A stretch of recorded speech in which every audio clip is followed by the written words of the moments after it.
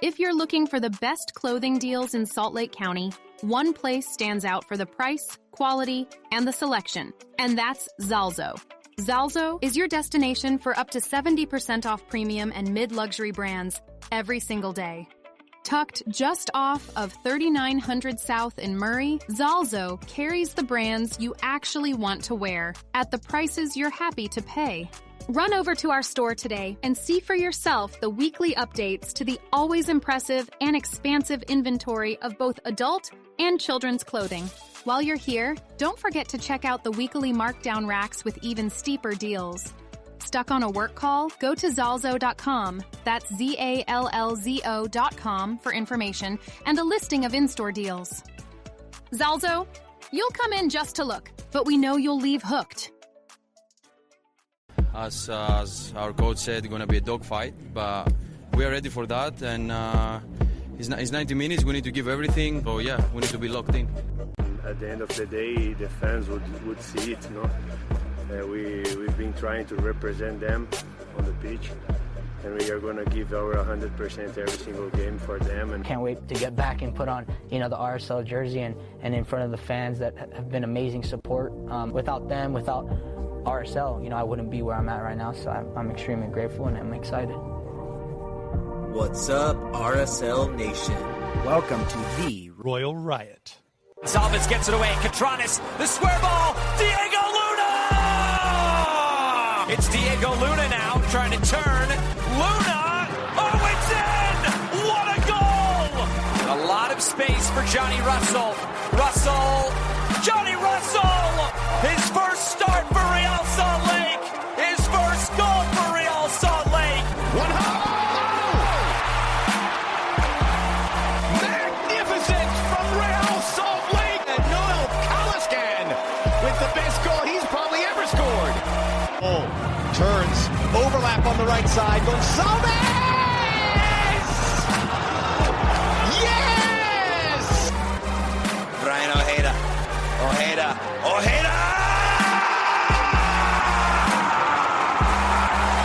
Here's a Ghana, third time. Is it a charm?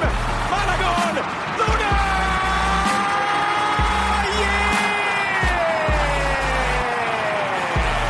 Cabral has been insatiable in goal.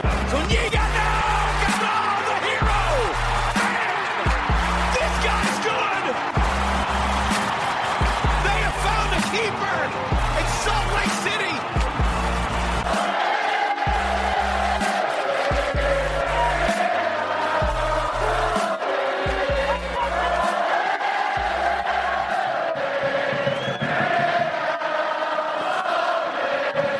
Welcome back to another episode of Royal Riot. It is July 14th. We are joined here after a very long off-season in the middle of the season where we've had a lot of World Cup action. We've had a lot of ups and downs, and RSL is coming back to us on a friendly against Burnley Wednesday, July 15th at 7:30 p.m. Mountain Standard Time. So you know what time that is, boys. It's time to come back and talk RSL again. We're going to be coming back here now, steady to you every Monday night live. We won't be live tonight, of course, as you're listening to us on Tuesday. Future episodes will be live. This one, we kind of last second planned it. David abandoned us. How are you doing today, David? Dude, I'm doing good. Well, I've been all over the States, and now I'm in South America, so everywhere, I would say. But I went to 3 World Cup games. Had a blast, went to the US versus Paraguay game. It feels like forever ago, and it hasn't even, now it's like a month, right? But it felt like that game was a century ago. But I went to that one. I went to the Ecuador versus Ivory Coast game, which was pretty sad, and then the Ecuador versus Germany game, which my wife loved. So it's been great, and now I'm just visiting my in-laws in South America. If it is hot in Utah, I've heard, right? It is extremely hot. Yeah, it hit 105 yesterday, and it's 104 today. It's hot. Dude, it's the same here. Well, I wouldn't say it's 105. I don't know. They always do Celsius, so that always messes up my mind. But also, y'all got humidity down there, though. Yeah. But it's been good. I'll take 100 and dry over 90 and humid any day. I don't know how you do it down there in Florida with that humidity. I've been down there in the summer, and Jeez, I just can't See, do it, man. I was thinking the exact opposite. Like whenever I go back to Utah in the summer, I hate it because it just flakes out my skin so bad. Like I get That so makes sense. dry, my elbows get super dry. I have to actually use lotion when I'm out in Utah. It's the worst. So I actually don't. I mean, humidity is rough. Don't get me wrong, but I like the fact that my skin doesn't get all crackly and broken, and Do we lotion? my lips don't hurt. So I don't really believe in lotion though. Like I think there's something in lotion that makes you more crackly, kind of like a big lotion thing to get you to buy more lotion. Same thing with chapstick. So not really a big lotion guy. Ask those elephant skin elbows of yours if lotion exists or not. Just kidding. It's not that bad, bro. I'm just kidding, bro. I'm pretty smooth. No. I never use lotion or chapstick. I'm just a smooth dude. I know. I'm just giving you a hard time. No, but I do agree with you. Like when I first came out to Florida, the humidity was rough. But now that I've acclimated to it, if I had to choose, I would choose humidity over dryness. But that's just because I hate when my lips get dry. I hate when my mouth gets dry. I hate when my skin gets dry. And so I'll choose the always sweaty and moist, even when you're walking outside across the street, not really exerting any energy over those conditions. But to each their own. I understand each way. Yeah. No, I mean, David was out at the World Cup games and Ecuador's games. They were all during the day out on the East Coast. So those games were pretty warm. No, well, the one in Philadelphia was like both really rainy weather, actually. So the one in Philadelphia, they like had it right before a storm hit. So it was like pretty cool and breezy. And then the one in New Jersey was also like, it was almost rained during that match. That's perfect then. It was right afterwards. No, yeah, the weather wasn't that bad actually for all of the games. And then the California one in SoFi or Los Angeles Stadium, sue me FIFA. But basically, that's a great stadium, closed, feels so nice. Do you know which home NFL football team plays there that actually owns the stadium, David? I can't remember off the top of my head. There's I'm gonna say the Chargers. You have two right chances. Yes. You pick the team that pays rent to the team that actually owns it. Rams. How dare you? Good job, David. There you go. Rams. Good job, baby. David. That's exactly what I needed from you. Everyone in the audience must know I don't know any other sport other than soccer. That doesn't help your case, I went to the Knicks parade though. Aren't you guys proud? I went to that Knicks parade. That is pretty sick. That is crazy. I didn't see anything, but I was part of the crowd. It was awesome. You were there. It was 3 blocks back, and so you couldn't see. You saw like little, I don't know, Lego heads like kind of moving past through crowds of people. And I get it. They were like, this is the historic parade route, and we have to keep it like this because of New York history. And I'm like, I'm sorry. Last time you guys won was like 50 years ago. You guys got to extend it so it's not just, it was just like one straight line, and it's not that much space compared to how many people were there, obviously. But it was insane. It was good. You know what's crazy? I'm first off, I'm super like not jealous, but just stoked for you that you got to experience that, because that's like one of those things where the sports scenes that he saw this summer. Yeah, that's awesome. But I was actually really nervous that the NBA finals bled into the beginning of the World Cup, because I thought it was going to take a lot of the spotlight away from the beginning of the World Cup. But I was texting Hayden, like, besides the night of the Knicks winning it, like, the World Cup dominated when it came to coverage of, and what people were paying attention to. I feel like the Knicks had their night of winning it, but then everyone like quickly switched back to the World Cup. It wasn't even like it didn't have much of a prolonged effect. And I have a friend who's a Knicks fan out here in Miami, and he was like, I'm not going to lie, I'm kind of annoyed that we won the final during a World Cup during the World Cup like year, because like he was like, unless you're like in the Knicks bubble, like everybody was just talking and sharing stuff about the World Cup. Like he's like, I could be surrounded by Knicks coverage if I wanted to really like go into my Knicks bubble, but anytime I tried like looking for stuff outside of that, everybody was talking about World Cup. Like World Cup was trumping Knicks talk like everywhere. So I thought that was kind of cool, because I was actually expecting the opposite to happen, because again, the Knicks haven't won in so long, big market. All the celebrities were stealing the shows with like who was showing up to those games and stuff like that. But yeah, man, as soon as the World Cup kicked off, it was just like money with that being the hot topic. So that was cool to see. I think we forget how big this game is too. And I think that was the shock factor of the World Cup being in the United States, of like, holy cow, this thing's just huge. Like once you see it in the host country, like you go to a game or you go to the stadium or whatever. Like, I didn't go. You guys went to games. I didn't go to a game. I was in Atlanta when England and Congo were playing in the round of 32, though. And it's just insane. Like, we were at the watch party for USA Bosnia. There was 20,000 people there for a watch party. I'm like, geez, these things are insane. Salt Lake had good watch parties all over the valley, but RSL had a pretty good watch party as well. So we're excited. And to that note, welcome to any new fans looking for a team, especially if you are coming from the World Cup where you got excited about what you were watching and wanted to transition that. My hope is that you choose something local first. And then you, of course, you choose a European team to watch. They always play in the mornings. It's kind of elite. You have it, especially if you're choosing in Utah. It's kind of really good because you have that 7 a.m., 9 a.m.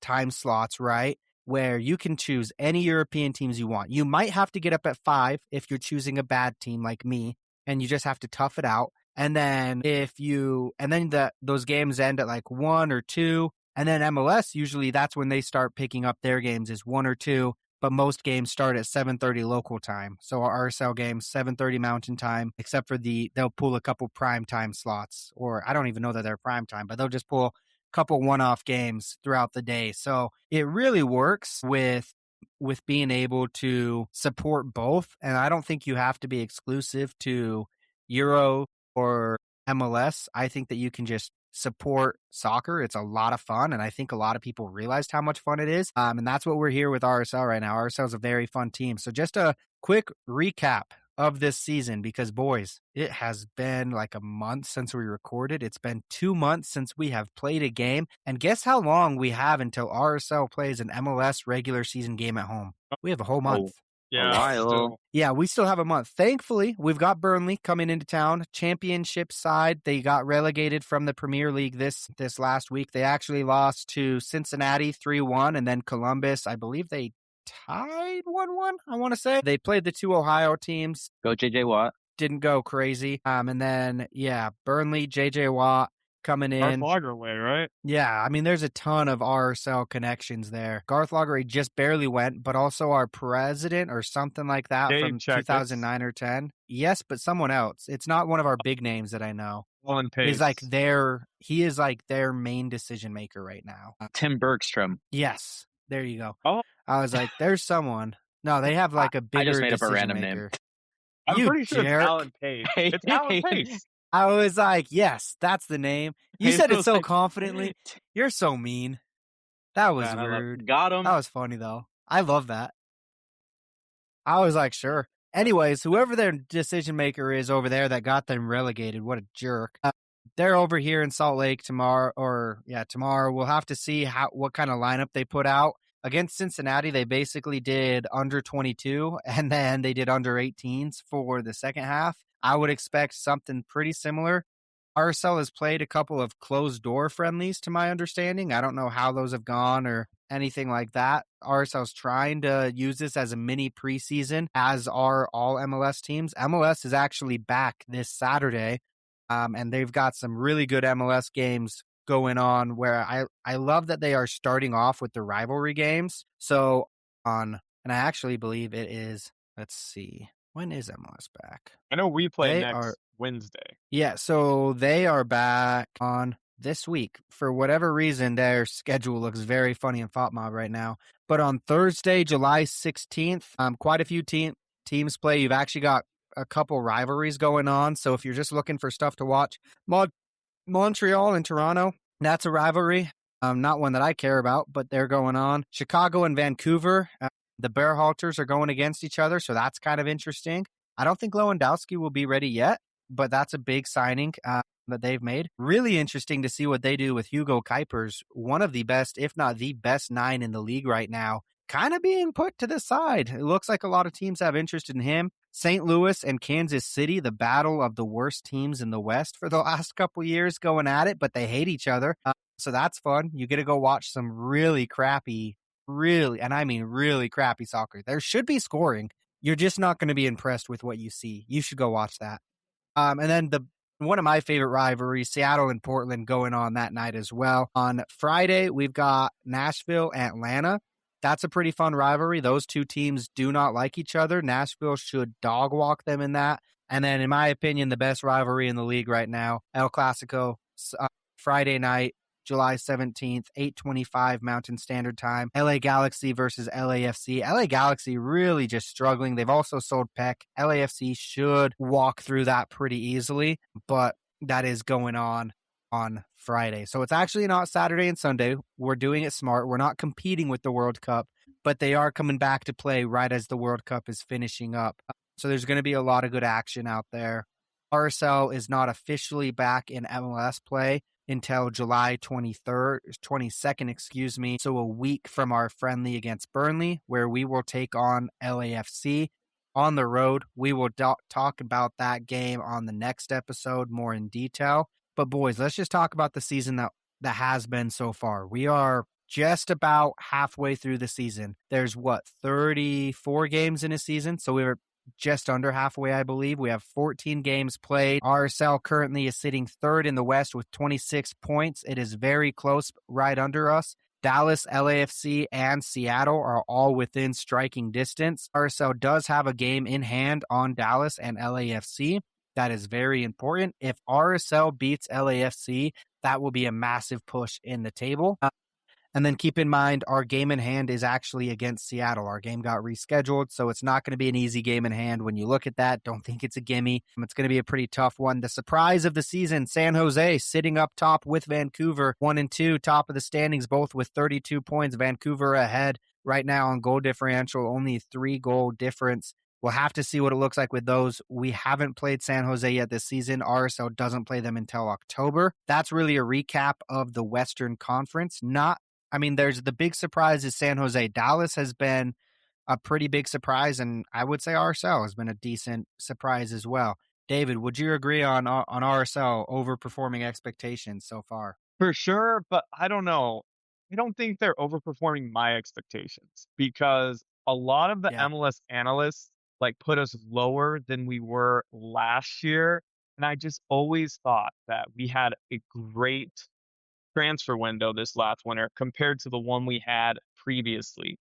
And so I thought we would be in playoff position. I didn't think third in the West. So obviously that is good. And you alluded to this, but I cannot wait for that San Jose Earthquakes game because I just really want to see how we compete against them. It's a very fun team to watch, actually, is the San Jose Earthquakes because they do have youth. They're playing what Bruce Arena likes, his style of play, but it's going to be very cool to watch that game. Even if we get smoked, I'm going to still enjoy seeing really how these San Jose Earthquake players, like Preston Judd is one of my favorite players this last season. Good player.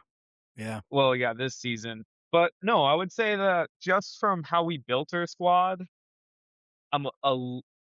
we're exceeding expectations. Honestly, the one thing is you don't really expect I'm probably going to get hate for this, but your super draft pick to do as well as Sergi Salone has. And that has kind of saved us this season, because just imagine if he's had 0 goals, 0 assists, what position we would be in. And so it is nice that we've had players stepping up every single game and we're in the position that we're in. And hopefully, and there was even an article in Salt Lake Tribune that was released, I think, yesterday with Kurt Schmidt talking about how they're at a hold and enhanced position when it comes to roster.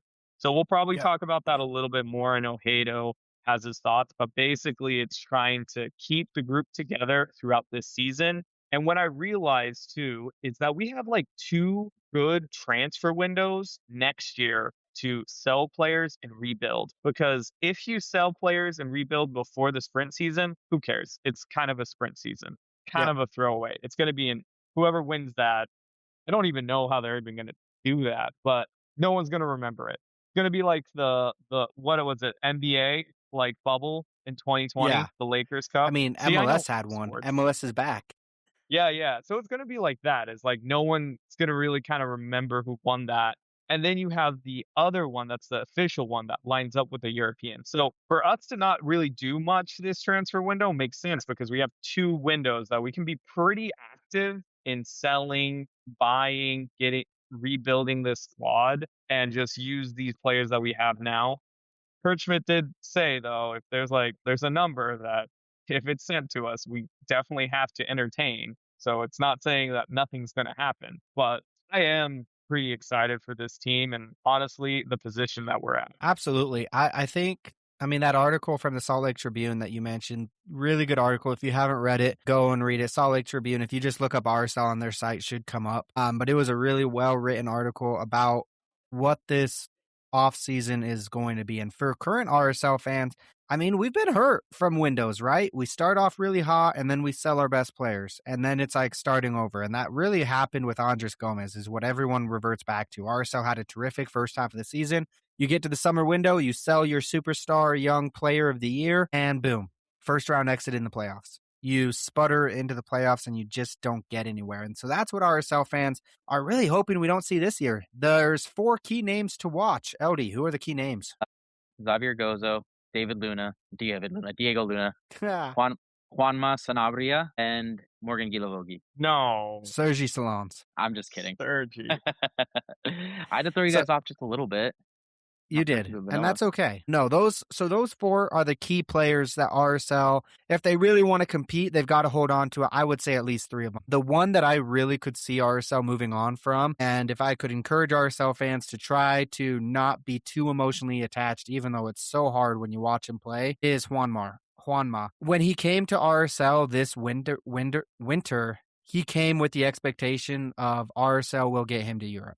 That's what he said in his interviews. That's what he said everywhere on there. He was interviewed by Matty Casey on KSL, where they talked about how or it might have not been Matty, might have been giving him the wrong shout. Someone, I believe it was still KSL, talked about how he is very impressed by the level that MLS has brought and how it's really helped him prepare for the World Cup with Uruguay. He was the lone RSL player representative in this World Cup, which makes RSL has a player every year since I believe 2006, with the exception of 2018. Kind of crazy. LD, who was our 2022 player? Go. What was the of what? Sorry, what were you asking? Who was our 2022 RSL player representing in the World Cup?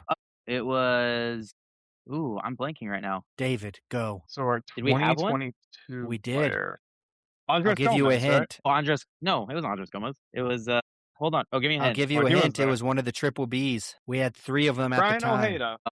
Wait. Wrong, Brian. It was Oviedo for Costa Rica. That's right. I do Oviedo remember for now. Costa You're Rica. talking about, You're right. I'm thinking this World Cup. So you're talking about which player in 2000? I said 2022.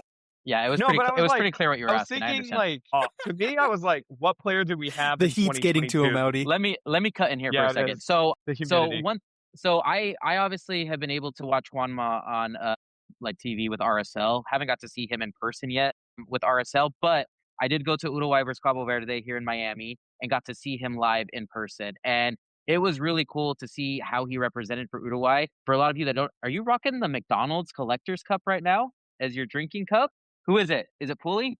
Let's go, baby. Dude, I've gotten so lucky. I've only bought 8 and I You got have a only got different one one each time? duplicate. Dude, I'm stuck at Ronaldinho, Cute Pulisic, Son, and Henri. Those are the Really? 4 that I've I gotten. went yeah. I went 7 for 7 and then I Uh-huh. finally pulled a duplicate on my 8th. I was like, no Did you shot. Did you pull a grimace? I do have a grimace. Yeah. It was Beckham that I got 2 of, and it was actually kind of funny because I was looking for Beckham for my 7th, Yeah. and then I got him again for my 8th, and I was like, why do I have 2 Beckhams now? I was looking for him, now I have 2 of them. We have, and Hayden, you know this, we have a McDizzles right next to my place that I live. And Yep. my son loves going there for Happy Meals all the time. So Yeah. I have an in with one of the workers there, and I was like, low-key, listen, if there's a point where you guys have to stop doing this promotion and you have over inventory of cups, like please let me know. I gave him my number and I said, text me. And I was like, I will take those off your hands. Like if we have to do a back end deal and I'll pay you like $10 for the lot of it, because you're not going to make any money selling them, you know? But I was like, I'll take $10. Let me open them there and take whatever cups I need. And we can call it, I saw that to you under the counter and we'll call it good. So we'll see if he follows up on that. But anyway, sorry, I got distracted by your drinking there. It was really cool to see Juanma play for Uruguay in this World Cup. Being there live was really cool. I rocked the RSL kit just in case because I was in a corner section. And so I was like, okay, if there's a chance for some reason that Uruguay scores and celebrates or he comes close enough, I was lucky to sit on the 5th row. So I was like pretty decently close where if they came up to me that maybe I could hurry and run down there and get him to maybe sign something, but it never ended up happening close to me. But I had the RSL kit rocked there just in case.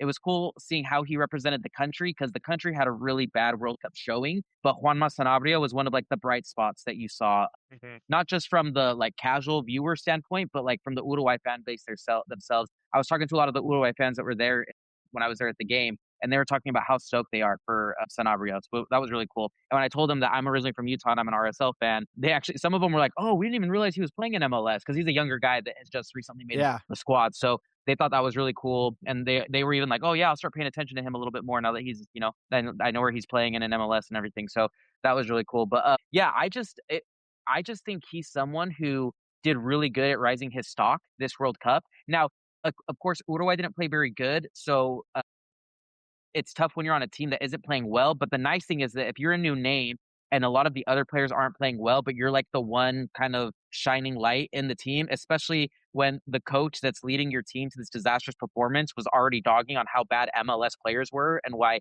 they wouldn't be good in a World Cup. And you're exactly disproving that theory by your head coach. I just think it was really cool to see him do that. So obviously I want him to be with RSL for as long as he can, but I really do think he rose his stock. And whether that's we sell him this summer or whether we sell him next year during the winter transfer window or maybe even the fall summer transfer, I just think it's going to be very soon where that guy leaves and we're going to make a pretty good benefit or a good, I think, profit off of him. But he deserves it. And I was just really happy to be able to see him at the World Cup stage. And then I hope he can continue that momentum coming back to RSL, which I'm sure he will. Absolutely. I mean, he made Yamin Lamal's life hell in Uruguay versus Spain. It was bad for him. That was Lamin's really only really rough game this World Cup, other than his opening bun when he came on as a sub off injury, everything like that. Yamin got subbed off halfway or around right after Sanabria got subbed off in that game. And Sanabria only got subbed off because they needed fresh legs to go and try to get a goal because they were down because their goalkeeper's an idiot. So they were really trying hard. I would be honestly surprised if a La Liga team wasn't watching those games and is like, all right, only one guy was able to kind of put this guy and I was checking all the left backs against that he was going up against. He was going against like a Bayern Munich guy. He was going up against a Brighton guy. Like he was going up against fine league left backs, and Juanma was the only one. So that's when I say detach yourself emotionally if you can from Juanma. I think that's smart because I would not be surprised if a team says, hey, I'm going to go and get ourselves a really solid left back. He's in his prime too. It's not really a young player. So where Gozo, Salons, Luna, if RSL wants to hold on to them saying, hey, one more window, it doesn't really hurt them that much. For Sanabria though, we sold him on the idea of going to Europe. And so I think RSL really, if they want to get proof of concept of like, hey, we will take you from a team that you don't think you can get transferred to Europe on, and we have all the connections. We will get you to Europe kind of a thing. I think that's a really good move. I think Juanma stock rose a ton. I would not be shocked if RSL has a number in their head that's not even that high. We only bought him for $2 million. Give us $6 and I think you got him. David, go ahead. That was my question, was what's the number? Because and that's one thing that I saw in that Salt Lake Tribune article. They said that we bought him for $5 million, which is not true. It was $2 million because his contract was actually going to be up right now. So he would have been a free agent if we did not buy him in the winter. If he was 5, he would have been forced to be a DP. You can only buy down a contract so much. So $2 million, he's a max TAM player. We pay him a lot. The way that it was reported was very confusing. Essentially, they said it was a $7 million deal, $2 million in transfer, $5 million in salary over the course of 4 years. So it really wasn't that bad of a transfer on RSL's part. I mean, they got a steal for him. They did pay $2 million for a player that they could have got 6 months later, which it shows you how much RSL is willing to spend. If you're trying to say RSL doesn't spend, RSL is looking for cheap cuts, I don't think the Millers are. I don't think that they've proven to us that they are. They're looking to spend. They've missed on DPs, and they've still gone out and got new ones. Diogo, looking at you. I actually don't think that was under the Millers, but they still took over when he was there. They saw a designated player that they spent money on not work out, and did that scare them? No, they went and spent double that much on Morgan. And Morgan, it's not that it's not worked out so far, but he's not scoring like you want a designated player to. He's absolutely creating. He's absolutely a menace in the field, and he's absolutely fantastic. But eventually that is a big question on this season. If RSL wants to take that next step, especially when we get to playoff times, it always comes down to who's your star. And is Gozo and Luna good enough to be the stars, or do you need Morgan to elevate his game? And I really do think you need Morgan. I think it's too much on the shoulders of an 18 and 22 or a 19 and 22-year-old to put on. I do think they can handle it, and I think that they've shown they handle it, but playoffs are a different game. Big game stakes are different. Morgan's had big game stakes, not playoffs in MLS, but I do expect a little bit more from Morgan Gilaboogie going on this season. And what scares me is that what I just heard from the Pablo Mastroeni interview that was from today was that the biggest player that has impressed him, and the biggest player that he is saying that it's not about if he's going to play, it's where he's going to play, is Zach Booth. And he did score in our last game, and he played as the right wing back. But in that game, that means Gozo is the right wing. So that leaves Morgan out of the picture. And I'm all for it. I love that Zach Booth is having this meteoric rise. And we have him on loan, but we have a purchase clause with it. Now, this does mean and it can't be much. Yeah. No, I would imagine it's less than 1 million, probably around the 700K. But it does mean that Dominic Marchuk his minutes are limited. His time's probably limited here. Limited. It wouldn't surprise anyone to know that really RSL wants to get out of that, because he is definitely last year they were just making excuses a little bit. This year it's like, what's going on with Dominic? Now, David, remind me, whose newcomer of the year pick was that? Dominic Martin, or what was it? Breakout player of the year. What did we give him an award to? Mine was Tyler Wolf, and that was horrible. Hey, David, I'm trying to talk down Hayden right now, not you. Okay, me and you obviously picked a worse pick, and Wolf, who's not even with the team anymore. But I just have to give Hayden some flack for having any belief in Dominic Marchuk. Hey, mine is hopefully about to not be on the team anymore. So we'll have to. So we're all in the same boat. When you we're terrible at our job, is what we're saying.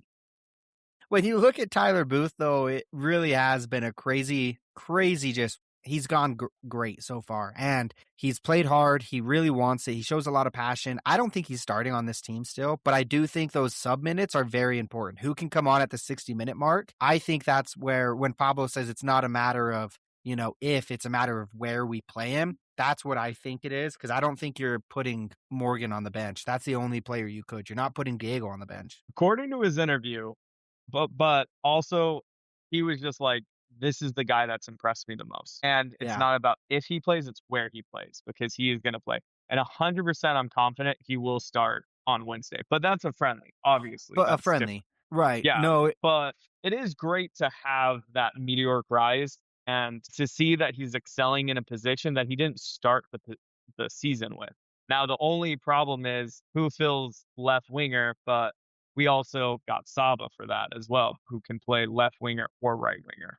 And the Jesus Barea is coming back, and he's been playing amazing for the Monarchs as well.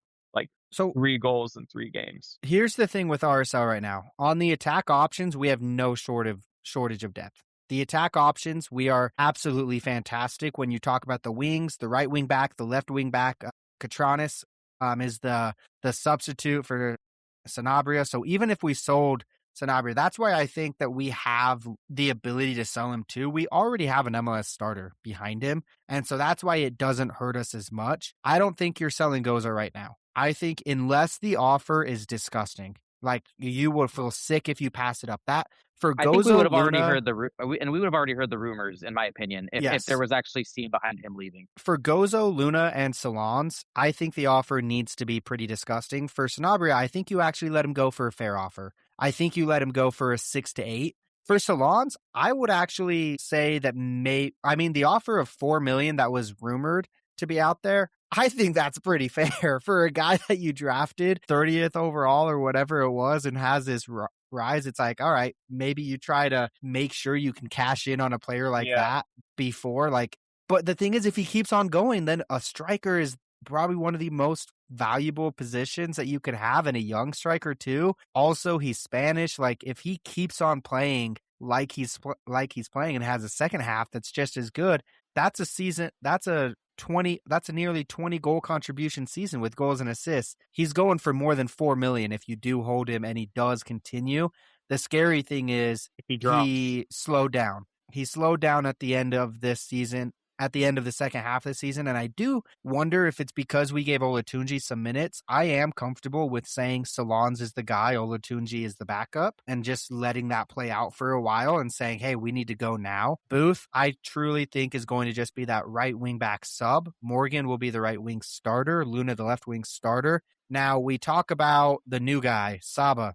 He can be left, right, 10. Whatever. RSL doesn't really play with a true 10, but they don't play with true wingers either. Gozo's really our only true winger, and we play him at right wing back. So we play kind of positionless soccer, right? And he was brought in really to be everything.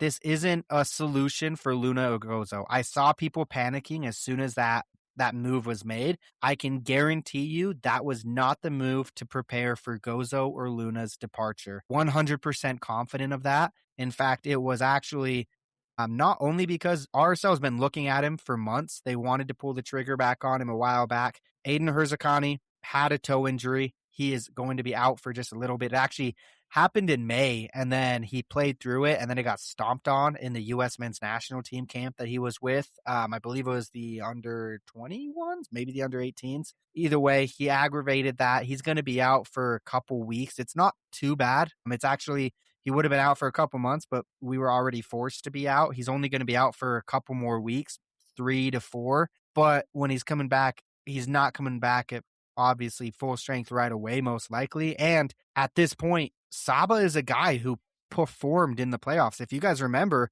he took out Lionel Messi and Miami in the playoffs 2 years ago. He had that fantastic game where he was the main reason that happened. He is a really good player. He is a starter on a lot of teams in this league. The fact that RSL went and got him and are saying, no, this is our depth piece, I think it's a fantastic acquisition. It's a very short-term buy. He's only here until the end of this season as well, which is the best part, in my opinion. You get to decide if you want to give him a longer-term contract, maybe a 2 or 3 year deal, seeing how he comes off the bench, because it is a change. Some players don't make that change seamlessly, where they're starting and then they have to come off the bench. However, I think he's very excited for this move simply because he gets out of Atlanta. He gets to be with a coach that actually plays to his strength. Atlanta was coached by a lot of different coaches during his time there, and it wasn't ever around him. Pablo was really good at finding different players and playing to their strength, especially where I think he will be the leader of those bench guys, the guys that come off the bench. I think you can really form the game plan that last 20 minutes around his skill set. I can't say enough about this move. Very, very happy about it. No risk involved. David, go ahead. Well, you kind of talked about it. I wanted to talk a little bit more about the details of the move. So it is 650 in GAM. So we didn't really spend real money. And I did want to point out that we actually, because we do the U22 model, we get $2 million in GAM. And I believe 1 million of that has to be used. So that's kind of maybe why you saw the Yedlin acquisition last year. Is you'll probably see Real Salt Lake in the coming years, if they continue to use this model, to maybe make a mid-season MLS acquisition. And he is a great acquisition as well because he is a domestic player. He is not an international, and we do get him an international. No, he's not. He's got his green card. Yep. Yeah, he has his green card. And basically, if we do re-sign him, we do have to pay 100,000 more in GAM. But it's a really good, I would say, signing. We needed someone off the bench. We talked about that a lot as well.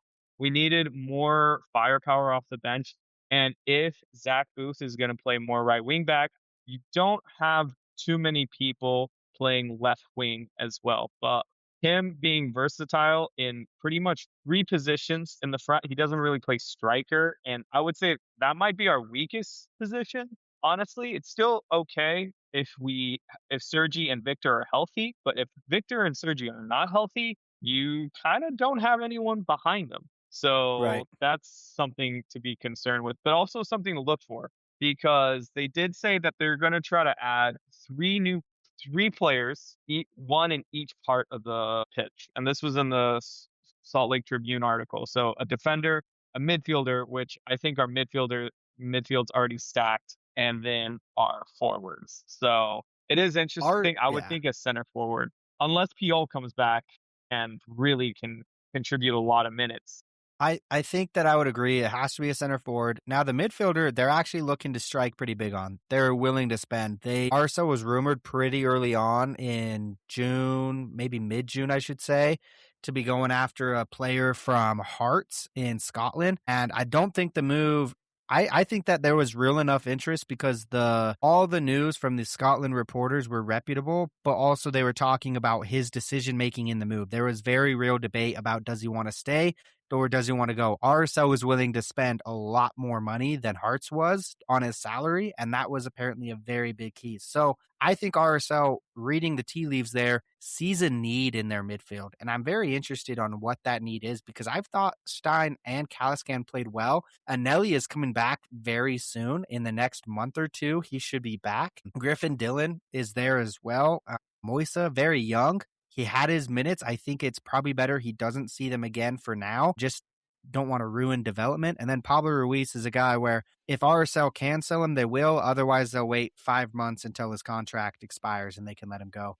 One thing to add on Saba, the big key there is Atlanta's paying a very big part of his salary. The 600,000 GAM was because there is a roster rule where if you pay down a DP's salary, you can't trade them unless you get that amount back, essentially. So that's why that GAM was so high. His actual value was around 300,000 to 400,000, which would have been way less shocking. Atlanta fans thought they took us for all of our worth. Atlanta's basically money laundering this and paying us back in cash for his salary. So it's a very confusing MLS roster rules mechanism there. It was not a $600,000 move simply because the salary part is so significant on Atlanta's side. What makes you wonder, because we don't have that much salary on the books right now as well. It's just he's not worth 600,000, and so it was one where it's just like RSL kind of looked bad because it's like some people were like, oh, we like this move and GAM's fake anyways. That's how I was. And then the Atlanta fans were like, oh, you idiots. You just took our very expensive player. And it's like, he's only expensive for 5 more months. And he's a sub on our team. The worst thing he can do is suck and we don't have to play him anyways. Like, we don't need to play this guy. Unlike Atlanta, they had to play him. He was a starter for them. He couldn't come off the bench. For us, he's coming off the bench. He can suck. It's okay. It doesn't hurt us. We have other players. We have crazy depth right now. We don't even have to sell Dominic if we don't want to. Like, sure, we can, but I've been hearing that he's been playing well in this little off season. So we're going to see a lot. There's going to be this friendly coming up. Let's talk about this real quick before we kind of wrap it up here. I don't want to get too in the weeds. It's going to be a pretty rotated lineup, I would assume. I would think that you see RSL guys in the first half and pretty heavily rotated in the second half. It is a friendly, so there's no rules on subs, anything like that. Key notes, Justin Glad did get an injury. He's going to be out until September. That means that Junka, Arias, or PQ are going to need to step up. I would place my money on PQ. In that center back spot. I think he's played really well there this season when he's been able to be surrounded by Engel and Yedlin. Juan Arias needs to start contributing. He's been injured for a while. In this game, I would love to see Kobe Henry. I think I would love to see Kobe Henry just do something because he hasn't played since we bought him off his loan. I would love to see Luna come with a passion. I almost want to save Luna, though, for LAFC. He always plays well in California, and he's coming off angry. He's coming off with, like, I need something to prove, so I almost don't want to see him against Burnley. I know that it would make more sense, but I just want to save it until we go play LAFC in a week on the road. So that'll be very interesting. What are your guys' expectations? Audi, we'll go to you first. What's the expectation for Burnley? Are you expecting a full lineup, or do you think we're going to rotate quite a bit? I think it's just heavy rotation. These games are usually not anything really like serious to look at. You're basically just trying to get people's feet wet again without any injuries happening. So if you're a new RSL fan, if you're an old RSL fan, if you've been following along the time, if you haven't been, don't take this game really under any analytical perspective. You can just watch it and just enjoy that RSL's colors are back on the field. Be happy that soccer's, still going to be continuing, even though a lot of us are sad that this amazing World Cup is ending. Usually it's kind of a different feeling with these kind of games because, like, if there's some other type of, whether it's a FIFA international break or whatever it is that isn't the World Cup, it's kind of like, oh, we're excited to have RSL come back on. And I am excited for RSL to come back on, but I think a lot of us are sad that the World Cup is coming to an end. That's going to be kind of a bittersweet feeling that knowing these MLS games starting back up again is just us saying goodbye to the World Cup. But regardless, there'll still be soccer on. You'll be able to support your favorite club again. And yeah, so I think it'll be fun to kind of see people out there, but it's going to be a very, I think, rotated lineup. Probably not going to see a lot of your favorites out there, or if you do, not for too long. And yeah, it'll just be fun to go against a team that's not an MLS team, right? Burnley's a fun team. I would have loved to see a starting 11 RSL go against like a starting 11 Burnley side, just to kind of see where we stack up against those kind of teams. But nonetheless, it'll be a good game to have on, and you can watch and not have to scream at the TV too much if RSL isn't playing at their best, and not have to get too over the top excited if they're not playing their worst. So that's kind of how I'm going to be going into it with this game. This is probably the worst international friendly that we've had come to RSL in a while, though. So yeah. It's kind of tough because you can't even get that excited about Burnley. Like, they just got relegated. I don't think their fans know what to expect for this next season. Relegation's always weird because you have to sell a bunch of players, and then you try to buy a bunch of just like, all right, up-and-coming players to hopefully still fight for promotion in the next year. And it's pretty rare that you're able to get relegated and then get right back to promotion. It's way more common that you spend a year or two in the championship. So I don't know. It's just kind of a weird club. They have their USA tour, and so it makes sense. I mean, we get to be with the Ohios with this and play them. It's just not as exciting of a game as when we get Manchester United, Inter Milan, any of those bigger European clubs. Even if we know it's rotating, at least it's a big club. Lukaku scored his first goal with Manchester United against Real Salt Lake. So that was, just interesting part of RSL history there with international friendlies. But David, what's your expectations for this? So first, I do like Kyle Walker, so that would be kind of cool to see if him he even plays. Yeah, that is true. He's kind of on the other side of 30 for a soccer player, but he's on the near side of 40. He's like 34, 35, I think. But for sure, I want to see some players that we don't typically see. That's kind of why I miss the US Open Cup games, is because he kind of 36. See, that's Unk right there, yeah. But still, that's for his position. That's pretty old as well because he plays left back, right, or right back. Yeah, that's a lot of running. Yeah, that's a lot. And he started almost all their games this year too. Yeah, he was great for Manchester City for many years. But for sure, I think that it's cool to see some players that you don't typically see. That's kind of why I missed the US Open Cup, is because I do want to see Arias. I do want to see Kobe Henry, like you mentioned, Zach Booth as right wing back, Jesus Barea coming in as a left winger. It really is up to the coaching staff. They really want to see because in preseason games as well, they try to maybe give them like 60 minutes, the starters, and then rotate for 30 just because they want full-fledged soccer for the starters as well. So I wouldn't be surprised there, but I could also see a lot of rotation in that starting lineup as well. But I did want to talk a little bit about like the official transactions and a little bit of a Matty Monarch minute if we have time. But yeah, go ahead. Well, first off, we didn't talk about Nelson Palacio going to Toronto FC for about $1.1 million, not Garber cash. Yeah, cash, which we like, and $500 in GAM as an add-on if he hits certain incentives. And this was a great, I would say, transaction for Real Salt Lake. He was also linked strongly to Botafogo. But what I realized about that one is they wanted a loan with a purchase option. And what was great about us selling him to Toronto is he has only 2 years left on his contract. So if we did sell him to Botafogo, and they said no, no one would have paid us anything for him because his contract would have expired 4 months later. So this is a great time. I wish him the best. He's on like the East Coast, so honestly, do what you do. You know, whenever we sell a player to even like Montreal, like when we've done Vera and Bodie Hidalgo, I'm like, dude, have fun. Like, just ball out. You're on Herrera the East too. Coast. Yeah, Herrera, who's now a free agent. It's interesting to see if he'll get another spot somewhere in MLS. But that was a great move. Nelson Palacio. Also, this is kind of more of a small move, but Mason Staduhar is now back from loan from the USL. So he was our second string goalkeeper, and he will probably be back to be our second string goalkeeper. So now we have 3, which in the realm of soccer and roster construction, you typically do have 3 to even 4 goalkeepers. So it kind of is normal. And my last one, which is kind of more of a Monarch shout, is Lincoln Ream has signed a Monarch deal, but with the contingency plan, it becomes a RSL deal. He'll become our 50th homegrown next summer. So we actually already signed a homegrown for next year.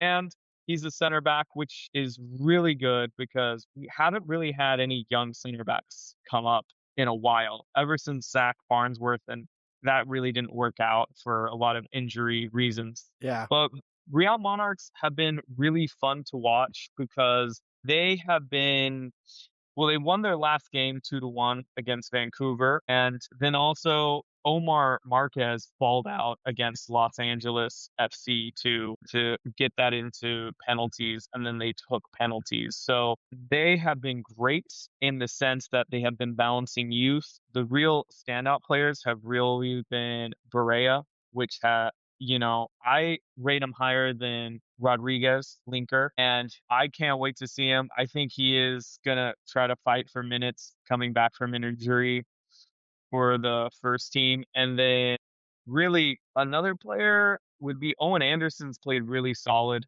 Omar Marquez has played really, really solid as well. And they are all young players. We still have one of the youngest teams in MLS Next Pro. So that they get results, but also are developing players is pretty amazing. So that's all I have. Those were all the transactions according to the team's website, other than we got an international spot from Austin for the rest of the year. The one that we already had. So we just basically extended it. Yeah.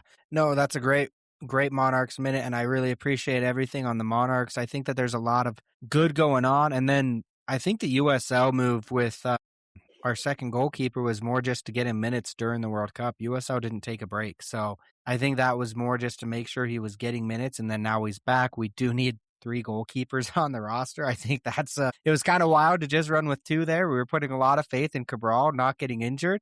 He's the wall though, so he's fine. He's not going anywhere. But that's just about all we have for you on this episode of Royal Riot. LD, any parting thoughts for us? If you're sourcing inventory for TikTok, Whatnot, eBay, or Amazon, Titanic Sales was built for you. We specialize in closeouts, overstock, and opportunity buys on name brand products. In this market, sourcing is everything. Titanic Sales brings you the deals that haven't been picked over, with pricing that leaves real profit on the table. Whether you're testing new products or are ready to scale, we provide a consistent flow of inventory across dozens of categories. Buy smarter, turn faster, and maximize your margin with Titanic Sales. To learn more, call Kevo today at 801-860-8061. Again, the number to call for amazing deals on a wide variety of inventory is 801-860-8061. Titanic Sales. Big inventory, bigger margins. University of Utah fans, we have fresh new gear for you to elevate your game day and everyday style. Check out brothersforlife.com. That's brothers, F-O-R-E, life.com, where you will find the freshest, officially licensed U of U merchandise. The Blackhawk collection is a dope accessory for fans, alumni, and athletes who rep the U with pride. The design blends iconic U of U branding with a distinctive Brothers for Life aesthetic, making them a standout addition to any Utah fans collection. BFL Promotions can also assist you in creating custom-made products for your brand or an upcoming event. BFL Promotions is your one-stop shop for a vast array of promotional products and business gifts. Their extensive offering of products will ensure that you find the apparel, bags, drinkware, awards, and much, much more to help you promote your brand. Check them out today at brothersforelife.com and see why so many people use BFL Promotions to show up and to stand out.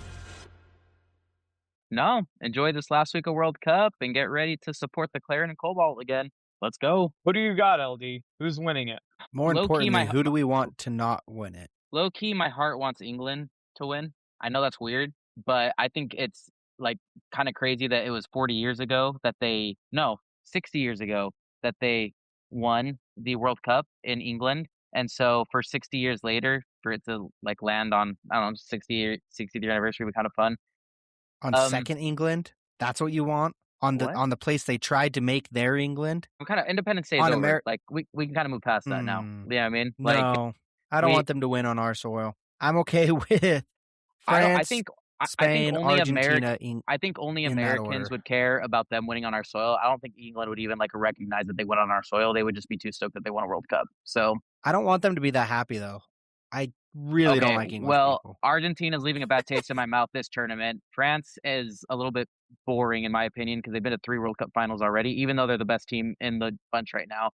And Spain just passes people to death and decides to score Spain a goal plays here a and there. boring brand. Exactly. At least France doesn't play a boring brand. France is the boring answer, but at least they play a fun brand. I know, but it's like I'm sick of the Patriots going to the Super Bowl every year. I'm sick of the Chiefs going to the Super Bowl every year. Fine. Like that's how I am with France. So like, but at least they're actually good. But if you want to pick a team that like probably doesn't have the like always likeliness to make it to a final, and because they haven't won in so long, but they're such a storied football federation, like it would be England. So I'm going to go ahead and go with England. Also with France, it's like, I don't care if they win because it doesn't affect me at all. Like, I don't have to deal with their fan base. I never hear them anyways. When are you involved with England people in your mentions? You're like, no, you don't talk to British England people whatsoever. Are so loud all the time. And they're the only ones that hated the World Cup this entire time being here. Like, literally, they're the only ones that have had a bad time.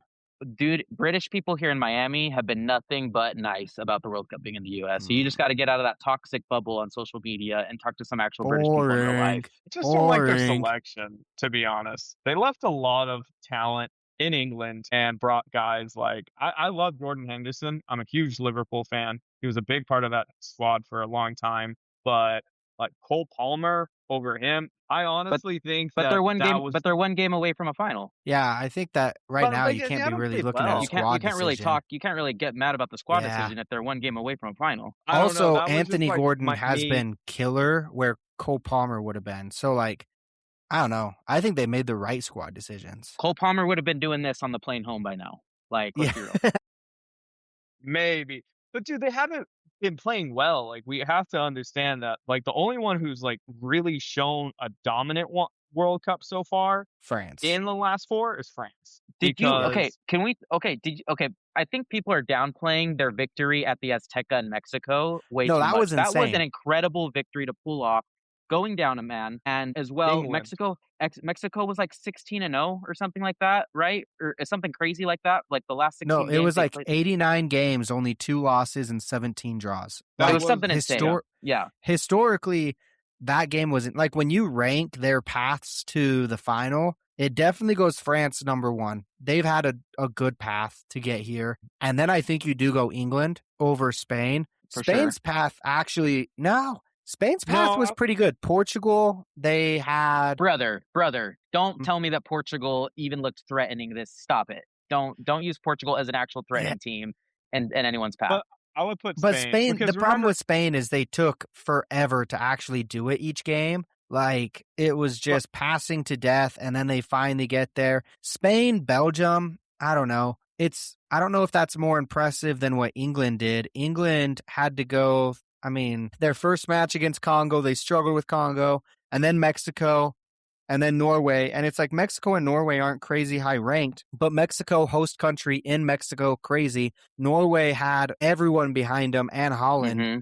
Yep. And it's like they had to defend for a good 30 minutes in that game. If Sorloth or whatever his name was isn't an idiot, Norway advance over England. So I think England had a pretty good run. The only one who are really like how are they still here is Argentina, and I think you know the answer on how they might still be here, and it I will just say might this. not be a player. This semifinal between Argentina and England is going to really show if they're real this cycle or not, right? If they end up beating England, I think they have the deserved right to be like, you know what? Yeah, it was a little sketchy the way you made it here, but if you beat England, even if it's 12v11, yes. Well, no. I was going to say, as long as nothing controversial happens again, and they beat England, and they make it to a final without any crazy refereeing. But Messi will miss all three, so it's okay. He doesn't want the advantage. Exactly. So I think that'll give them the nod that they deserve to be in the final.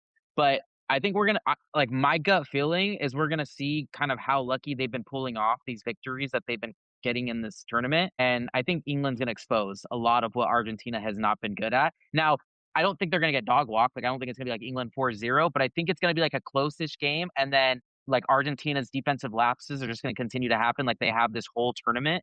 And you just can't keep doing that, especially once you get playing against these better teams. So I think it's going to be England in the final. Tomorrow is going to be sick, though. Yeah, I think France will win, but it all depends, dude. Spain literally passes people to death. So if Spain can really win the possession game, then it's going to be a tough game for France to pull off. But France's counter is so crazy.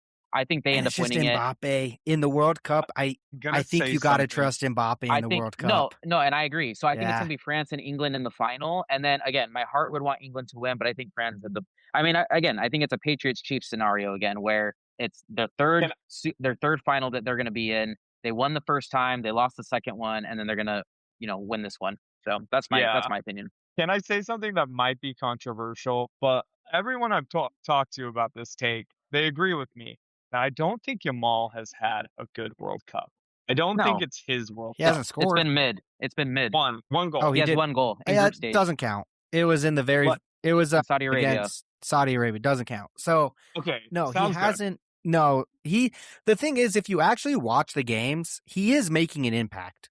He is playing well, making runs, but it's not enough for who he's been hyped up to be.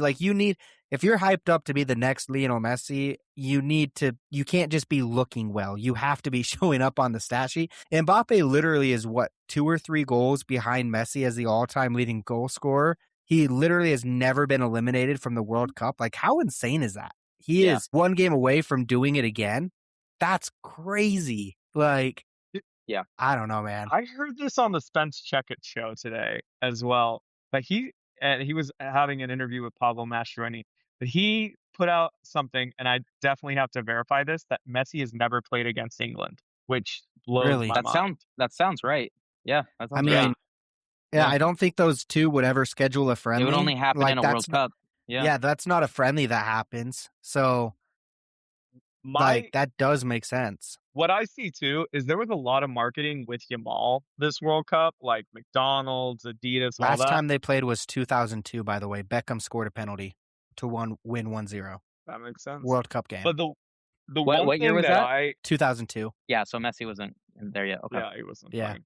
But the one thing I would say is that this World Cup, Haaland has really put himself out there in terms of being a name in soccer. Oh, yeah. Because people never talked about Haaland here, in Latin America. Really, they never really were Erling Haaland's great. Now they're all singing the song and getting the wigs. To go along with your point, David, my wife loathes the sport of soccer, absolutely loathes soccer, and this World Cup cycle has been sending me nonstop Instagram reels of Haaland. So that's how you know how big of a buzz you have. When hates Haaland. She hates soccer.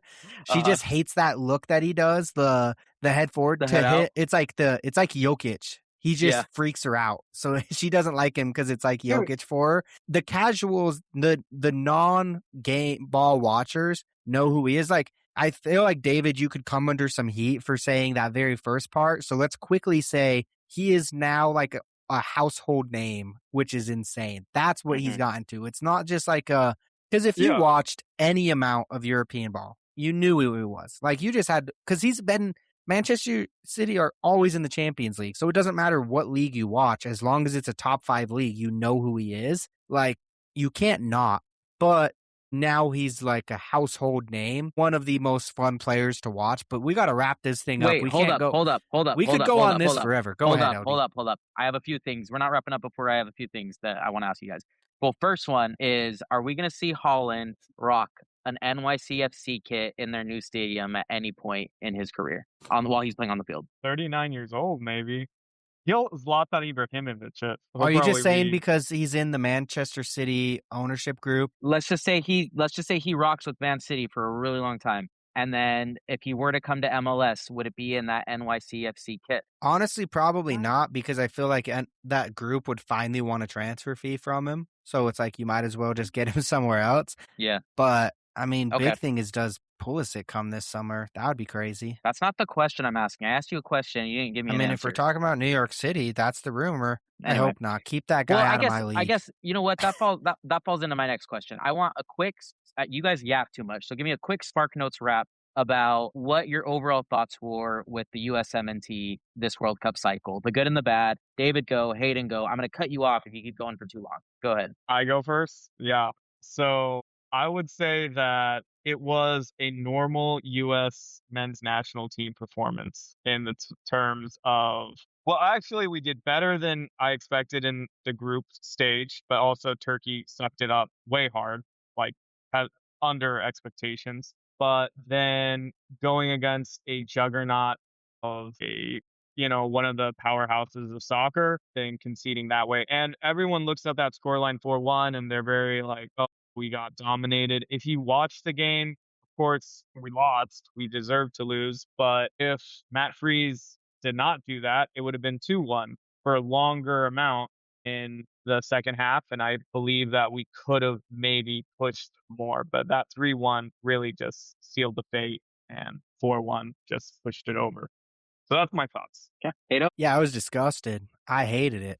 Losing 4-1 to Belgium like that, old ass Belgium, like, what are we doing? Fell below expectations. You had 50 million people watching and you couldn't even keep it close. It sucked. You had the most watched game in United States soccer history, and soccer history from a United States perspective, on an English broadcast, on just including Telemundo as well, and you couldn't even stay competitive. You couldn't hold a tie for more than 30 seconds before you gave it back up. It was pretty gross. So I don't care about the group stages. Our group was easy. Bosnia is Bosnia. Like, so what? We won a group stage game, but we got to the same spot we always do. It's the round of 16. We've been there before. We always get to the round of 16. We don't get grouped. We either don't make it or we make it to the round of 16. So like, it was another World Cup, and our players are cowards. Okay, cool. I'm going to go the positive route and say I actually was really happy that I got to experience this World Cup watching the US men's team and the momentum it drove amongst not only just diehard US MNT fans, but like literally people that don't watch soccer that wanted to be part of the hype.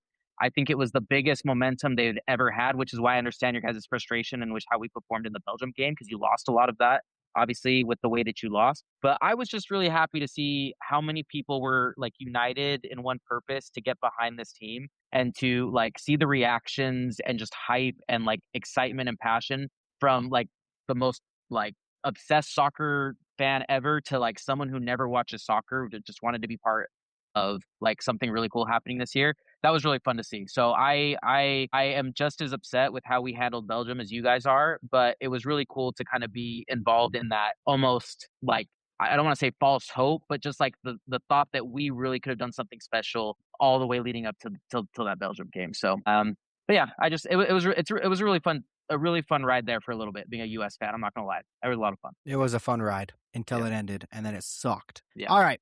Let's finish this one up. RSL plays Burnley Wednesday night, 7:30 p.m. I do not know if this game is being televised. Tickets are pretty decently cheap. I really wish they did this as a season ticket game, but they said, nope, you have to pay to watch a championship team, and so that's what you have to do.